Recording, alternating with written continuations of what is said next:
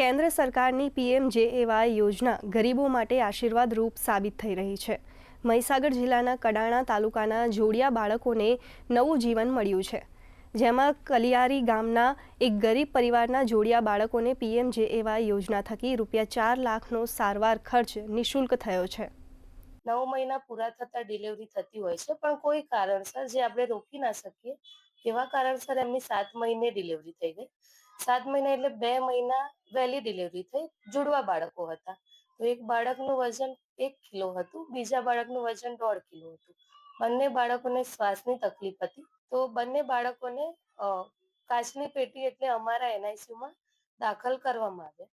Generally આ અધૂરા મહિને અને શ્વાસની તકલીફમાં ખર્ચો વધારે થતો હોય છે। કોઈ રિલેટિવ એને અફોર્ડ કરી ના શકે।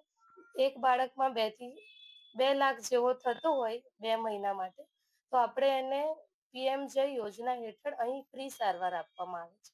બંને બાળકો એકદમ તંદુરસ્ત છે। મારા પત્નીને 7 મહિને ડિલિવરી થઈ, એટલે મને એવું લાગ્યું કે 7 મહિને ડિલિવરી થઈ તો હવે અમે શું કરશું એમ।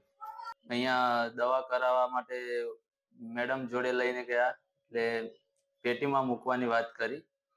એટલે પછી મને એવું લાગ્યું કે એટલા બધા પૈસા અમે કઈથી લાવશું। આયુષ્માન કાર્ડ હોય તો તમે અમને આપો, અમે એમના ઉપરથી સારવાર કરીશું। એટલે કાર્ડ પરથી સારવાર ચાલુ કરી, સારું થઈ ગયું અને અહીંયા અમને રહેવાની સુવિધા પણ સારી મળી।